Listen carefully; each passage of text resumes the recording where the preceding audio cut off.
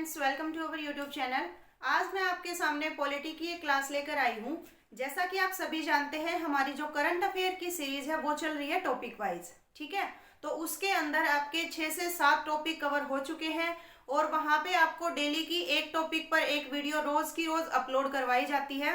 तो आप उस क्लास को देखना कभी ना भूले अगर आपको करंट अफेयर की अच्छे से तैयारी करनी है तो। ठीक है, तो अब है ये पॉलिटी की क्लास। पॉलिटी का भी आपका प्रेसिडेंट, प्राइम मिनिस्टर, पार्लियामेंट, ये वाले जो सारे टॉपिक हैं ये आपको प्लेलिस्ट में मिल जाएंगे। और उसी सीरीज को आगे बढ़ाते हुए नेक्स्ट क्लास में आपके सामने लेकर आई हूँ। तो आज की क्लास रहेगी हमारी आर्टिकल्स के ऊपर। जितने भी आपके इंपॉर्टेंट आर्टिकल है, वैसे तो 444 है, इतने सारे हम याद कर नहीं पाएंगे और हमें याद करने की जरूरत है भी नहीं।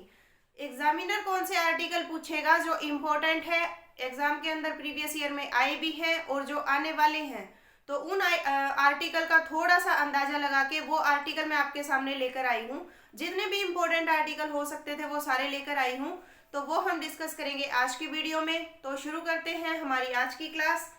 सबसे पहले देखिए, आर्टिकल 1 से 4 में आपका क्या है, संघ राज्य क्षेत्र हैं कि हमारे जो 28 राज्य हैं और 8 यूटी हैं।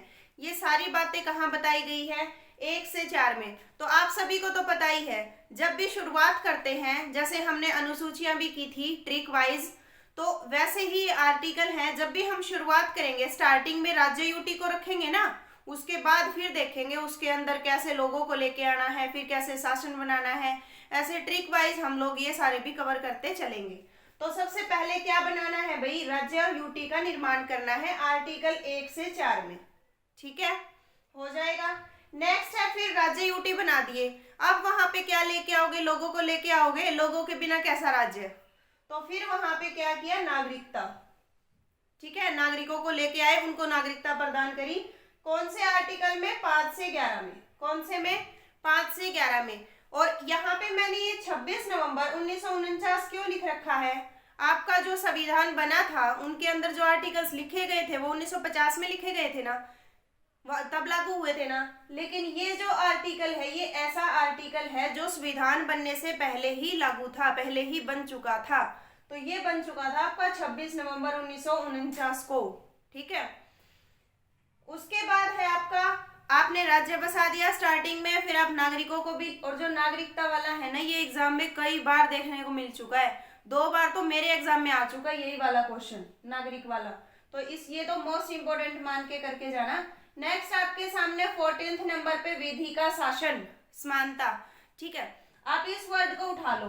अगर आपको किसी के ऊपर शासन करना है, सपोज करो जैसे राज्य के ऊपर आपको सीएम बनना है या फिर आपको पीएम बनना है देश के ऊपर, तो आप क्या ट्रिक है, ठीक है, तो आप क्या करेंगे, फॉर्च्यूनर गाड़ी में घूमेंगे, है ना। फॉर्च्यूनर गाड़ी में ही घूमते हैं ना जब सीएम पीएम बन जाओगे तो। फॉर्च्यूनर, फोर से मतलब क्या रिलेट करोगे, 14 को। फॉर्च्यूनर को किससे रिलेट करोगे, 14 से। ऐसे याद हो जाएगा कि विधि का शासन, शासन करना है तो फॉर्च्यूनर गाड़ी यानी 14 में घूमना पड़ेगा। नेक्स्ट है फिर 17, क्या है 17, अस्पृश्यता, अनटचेबिलिटी, छुआछूत, मोस्ट इंपोर्टेंट, हर एग्जाम में देखने को मिलता है। 17 किसके ऊपर है, अनटचेबिलिटी, छुआछूत, अस्पृश्यता का अंत करने के बारे में। ये वाला आर्टिकल आप अच्छे से ध्यान रखेंगे।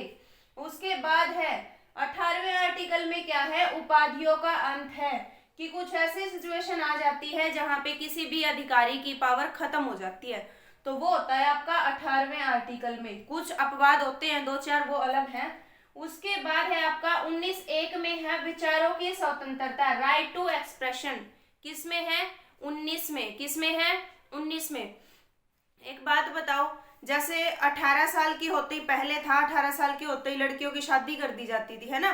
तो उसके बाद क्या है, 18 साल की होगी, शादी कर दी, फिर 19वीं साल की वो तब हुई, तब उसके अंदर विचार आए कि हाँ भाई मैं अपने राइट्स के लिए ये कर सकती हूँ, वो कर सकती हूँ, है ना। ट्रिक है, ठीक है। 19(1) में क्या है, विचार की स्वतंत्रता। लड़की 18 साल की होने के बाद 19वें साल में उसके विचारों को स्वतंत्रता मिलती है। नेक्स्ट है 21, प्राण व दैहिक स्वतंत्रता। क्या है, प्राण व दैहिक स्वतंत्रता। लड़कों की जो शादी है, शादी की उम्र 21 साल थी ना, तो लड़कों की शादी की उम्र 21 साल, उसमें क्या होता है फिर वो शादी के बाद, है ना, बोलते नहीं है कि शादी करके फंस गया, है ना, तो वही वाला है प्राण और देही की जो स्वतंत्रता है। वैसे तो है इस आर्टिकल में, लेकिन ट्रिक के अकॉर्डिंग ऐसा याद करोगे कि वो स्वतंत्रता खत्म हो जाती है। कर लोगे। नेक्स्ट है 21A में, मोस्ट इंपोर्टेंट है ये भी आपका, क्योंकि इसके अंदर क्या है, राइट टू एजुकेशन है। तो ये आपका किसी भी एग्जाम का पार्ट बन सकता है। जो 86वां कॉन्स्टिट्यूशन अमेंडमेंट हुआ था 2002 के अंदर, तो उस टाइम पे क्या हुआ था, एक तो निःशुल्क शिक्षा दी जानी चाहिए 6 से 14 वर्ष के बच्चों को, और एक है जो आपका राइट टू एजुकेशन है, 2009 का एक्ट है ये, लेकिन लागू हुआ था 2010 में। जो ये लाइन है ना आपकी, ये वाली लाइन, ये 3 से 4 क्वेश्चन लेके आती है, और जो भी ये क्वेश्चन लेके आती है तीनों चारों ही एग्जाम का पार्ट बनते हैं। कई बार पूछ लिया जाता है कि 21A आर्टिकल किससे संबंधित है, शिक्षा से है, एजुकेशन से है। कई बार पूछ लिया जाता है कि जो राइट टू एजुकेशन है वो कौन से आर्टिकल में है, 21A में है। पूछ लिया जाएगा राइट टू एजुकेशन कौन सा कॉन्स्टिट्यूशन अमेंडमेंट था, तो 86वां था। पूछ लिया जाए 86वां कॉन्स्टिट्यूशन अमेंडमेंट कब हुआ था, 2002 में हुआ था। ये पूछ लिया जाए राइट टू एजुकेशन एक्ट कौन सा है, 2009 का है। ये पूछ लिया जाए ये राइट टू एजुकेशन एक्ट लागू कब से हुआ, 2010 से हुआ। तो ये जो सारे क्वेश्चन है ना, सारे ही क्वेश्चन एग्जाम का पार्ट बनते हैं। नेक्स्ट है 25 के अंदर, व्यक्तिगत धार्मिक स्वतंत्रता। कोई भी इंसान किसी भी धर्म को अपना सकता है, उसको ये स्वतंत्रता है, ये लिखा गया है आर्टिकल 25 में। किसमें, 25 में। कर लोगे। नेक्स्ट है 32 में, क्या है भाई, सुप्रीम कोर्ट में। अगर आपके मौलिक अधिकारों का कोई हनन करता है तो आप सुप्रीम कोर्ट में जा सकते हो, केस कर सकते हो। ये आपके आर्टिकल 32 में लिखा हुआ है। और जो सुप्रीम कोर्ट के 5 रिट होते हैं ना, 5 रिट जारी करता है, बंदी प्रत्यक्षीकरण, परमादेश, और उसके बाद आपका क्या है, ये सारे के सारे बंदी परमादेश हो गया, प्रतिशोध हो गया, उत्प्रेषण हो गया, अधिकार परीक्षा हो गया। तो ये पांचों के 5 रिट जारी कौन करता है, आपका सुप्रीम कोर्ट करता है। हाई कोर्ट भी करता है, लेकिन सुप्रीम कोर्ट करता है वो 32वें आर्टिकल में है, और जो हाई कोर्ट करता है वो आपका है सारे के सारे 226वें आर्टिकल में। जो हाई कोर्ट रिट जारी करता है ना, वो 226 में है, और सुप्रीम कोर्ट जारी करता है वो 32 में है। तो कंफ्यूज मत हो जाना। उसके बाद है स्वैधानिक उपचारों का अधिकार, इसी को बोला जाता है। और आर्टिकल जो 32 है ना, इसको संविधान की आत्मा भी बोला है। किसने, डॉक्टर भीमराव अंबेडकर ने। ये वाला क्वेश्चन भी एग्जाम में कई बार देखने को मिला है कि BR अंबेडकर ने क्या बोला है, संविधान की आत्मा। किसको, आर्टिकल 32 को। ठीक है, हो जाएगा। नेक्स्ट आपके सामने 39A में, 39A क्या है भाई, ये आपका फ्री लीगल एड है। अगर आपके ऊपर केस हुआ है तो आप गवर्नमेंट से अपना वकील कर सकते हैं, तो वो है आपका 39A के अंदर। और ये कौन सा कॉन्स्टिट्यूशन अमेंडमेंट था, 42वां 1976 के अंदर। ठीक है, हो जाएगा, फ्री लीगल एड है। उसके बाद है 40, मोस्ट इंपोर्टेंट, 40 चोरों की पंचायत। क्या, 40 चोरों की पंचायत, 40 चोरों की पंचायत। ऐसे मैंने तो ऐसे याद कर रखा है, आप भी ऐसे ही कर लेना, 40 चोरों की पंचायत। फिर है 44 होता है ना, 4 और 4 सेम सेम है ना, ये भी 4 है, ये भी 4 है, दोनों सेम है ना। तो 44 क्या है, समान सिविल संहिता।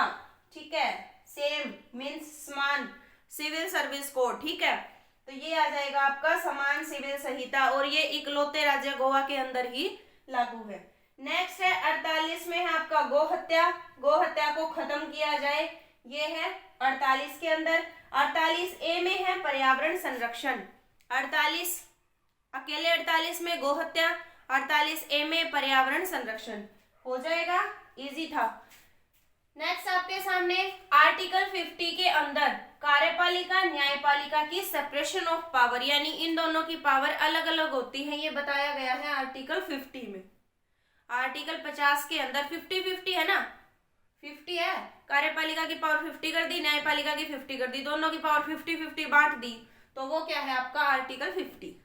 ठीक है, उसके बाद है 51, ये है आपका अंतरराष्ट्रीय शांति, और जो आपकी अंतरराष्ट्रीय नीति होती है, फॉरेन पॉलिसी होती है, विदेश नीति होती है, इन सारी चीजों के लिए आर्टिकल है 51। कौन सा है, 51। अभी देखो विदेशों के साथ झगड़ा है, जैसे रूस और यूक्रेन का है, तो उस झगड़े को रुकवाने के लिए क्या करते हैं, 51 का प्रसाद बोल दिया। ठीक है, 51 का क्या बोल दिया? प्रसाद। तो 51 से क्या है? फॉरेन पॉलिसी, विदेश नीति और अंतरराष्ट्रीय शांति। ठीक है। नेक्स्ट 51A के अंदर है आपके फंडामेंटल ड्यूटी, आपके नैतिक कर्तव्य। तो ये है आपके आर्टिकल 51A में। और 42वां कॉन्स्टिट्यूशन अमेंडमेंट था जिसके जरिए इनको जोड़ा गया था। पहले 10 थे और अब ये कितने हो चुके हैं? 11 हो चुके हैं। उसके बाद सरदार समन सिंह समिति की सिफारिश पर इनको ऐड किया गया था। ये भी कंप्लीट लाइन आपका एग्जाम का पार्ट बनती है, ये वाली। ठीक है। फंडामेंटल ड्यूटी, 42वां कॉन्स्टिट्यूशन अमेंडमेंट, सरदार समन सिंह समिति, पहले 10 थे फिर एक और जोड़ा 11 हो गए। क्लियर। नेक्स्ट है 52वां, मोस्ट इंपोर्टेंट, क्योंकि ये आपका राष्ट्रपति है। ये क्या है? देश का राष्ट्रपति। आपने 51 का प्रसाद बांटा था अंतरराष्ट्रीय शांति के लिए, तो 52 में आपको क्या बना दिया? राष्ट्रपति बना दिया देश का। फर्स्ट नागरिक होता है ना राष्ट्रपति, सबसे बड़ा, सबसे बड़े पद का, तो वही बना दिया आपको 52 में। कब? 52 में। फिर क्या हुआ? राष्ट्रपति बनाने के बाद 53 में आपको कार्यपालिका की पावर भी दे दी। क्या दे दी? 53 में आपको कार्यपालिका की पावर। नेक्स्ट है 61 के अंदर, फिर यहाँ पे 53 था और 61 में है राष्ट्रपति का महाभियोग, कि महाभियोग के द्वारा राष्ट्रपति को हटाया जा सकता है, इम्पीचमेंट के द्वारा राष्ट्रपति को हटाया जा सकता है। नेक्स्ट है 63 के अंदर है आपका वाइस प्रेसिडेंट। 61 में अगर आपको हटा दिया तो आपकी जगह काम कौन करेगा? 63 में वाइस प्रेसिडेंट करेगा। और जो 72 होता है ना, 72, इसके अंदर राष्ट्रपति की क्षमादान की शक्ति होती है। राष्ट्रपति की क्षमादान की शक्ति 72 के अंदर। और उसके बाद 76 के अंदर क्या होता है कि एक अटॉर्नी जनरल होगा। क्या होगा? एडवोकेट जनरल होगा। एक एडवोकेट जनरल होगा। ये है आपका, एक सेकेंड भाई, एडवोकेट जनरल है आपका 165 में।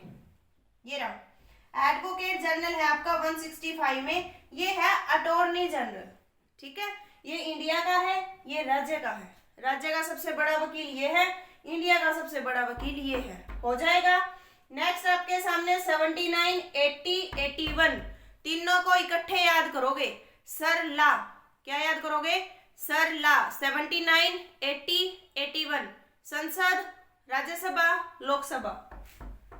ये है आपका संसद, ये है आपका राज्यसभा, ये है आपका लोकसभा। सरेला 79, 80, 81। नेक्स्ट आपके सामने 105 के अंदर क्या है? ये आपके एमपी के अधिकार हैं भाई, मेंबर ऑफ पार्लियामेंट के जो अधिकार हैं वो किसके अंदर है? 105 में। 108 में आपकी ज्वाइंट सीटिंग है। 110 के अंदर आपका मनी बिल है। 110 में क्या है आपका? मनी बिल, जो 11 वर्ड है, पैसे से रिलेट होता है ना, 11 का प्रसाद चढ़ा दिया, तो वो है आपका मनी बिल। नेक्स्ट 112 में एनुअल फाइनेंशियल स्टेटमेंट। 112 में क्या है? एनुअल फाइनेंशियल स्टेटमेंट, यानी जिसको आप सिंपल लैंग्वेज में बजट बोलते हो, वो है आपका 112 में। और जो राज्य का बजट होता है वो है